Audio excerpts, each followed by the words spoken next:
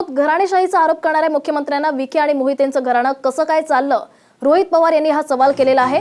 आणि त्याचबरोबर कोल्हापुराच्या मेळाव्यात मुख्यमंत्र्यांनी पश्चिम महाराष्ट्रात विकास झाला नाही असं वक्तव्य केलं होतं। त्यावेळी त्यांच्या आजूबाजूला बसलेले विखे, मोहिते, माने हे सगळे पाटील घरातील उमेदवार टाळ्या वाजवत होते।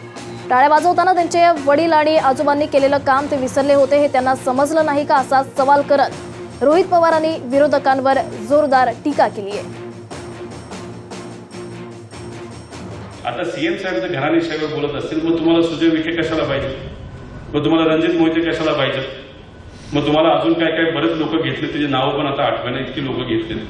मग मला तुम्हाला काय सांगायचं की घराणेशाहीवर बोलत असताना मग तुम्ही ज्या पद्धतीने वागता त्याकडे पण कुठेतरी बघितलं पाहिजे। तर चीफ मिनिस्टर साहेब असं म्हणत होते की गेल्या 60-70 वर्षामध्ये पश्चिम महाराष्ट्रामध्ये काही डेव्हलपमेंट नाही झाली। मराठवाड्यात मी येतोच नंतर पश्चिम विभागात काही डेव्हलपमेंट झाली नाही, पश्चिम विभाग हा सगळा खड्ड्यात टाकला, असं त्यांचं स्टेटमेंट होतं। मोठ्या मोठ्या टाळ्या पडल्या, खाली तर टाळ्या कोणी वाजवत नव्हतं जास्त, कारण त्यांना भाषाच कळत नव्हती।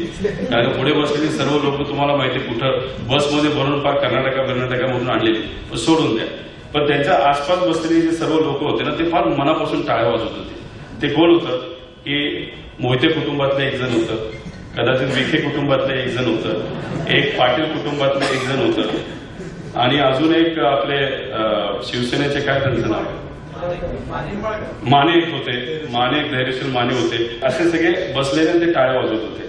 आता ते कुठले? पश्चिम महाराष्ट्रातले। त्यांच्या आजोबांनी काय काय केलं कदाचित त्या नातवंडाला खरंच माहित नाही, पण विषय असा आहे की याच्या आधीची जी पिढी होती त्यांनी खरंच कष्ट केले।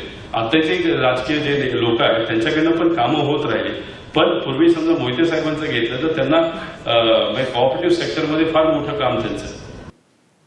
पार्थ पवार यांना मावळमधून उमेदवारी का द्यावी लागली याचं स्पष्टीकरण रोहित पवार यांनी दिले।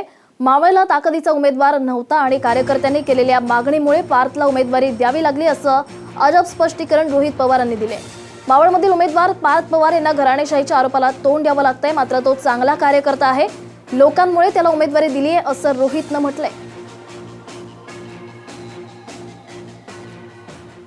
तुम्ही म्हणता की पार्थच्या बाबतीत, आता पार्थच्या बाबतीत झालं असं की पार्थ एक चांगला कार्यकर्ता आहे, म्हणजे मी त्याला लहानपणीपासून बघतो कारण तो माझा भाऊ आहे, पण सगळ्यात महत्वाची गोष्ट काय की त्याला नवीन गोष्टी शिकायला आवडतात। मावळ मतदारसंघामध्ये आपल्याकडे एकदम ताकदवान उमेदवार नव्हता।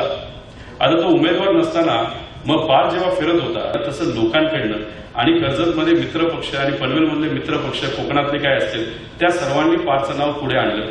तसं पार्थचं नाव हे आपल्या पार्टीकडनं न येता पार्थचं नाव हे लोकांकडनं आलं।